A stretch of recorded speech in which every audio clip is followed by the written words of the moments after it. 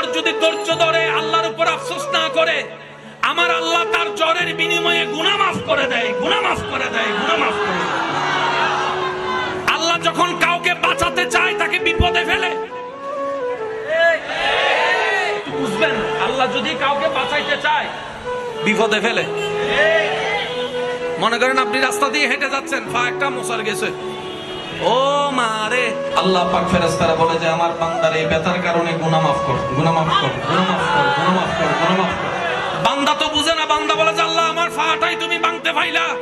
রব বলে যে তুই তো দেখোস নাই, আমি দেখছি তুই গুনার কারণে জাহান্নামে চলবি 10,000 বছর। ওই 10,000 বছরের আগুন থেকে বাঁচানোর জন্য আমি দুনিয়ার তোরে 2 বছরের পায়ের কষ্ট দিয়ে মাফ করে দিচ্ছি।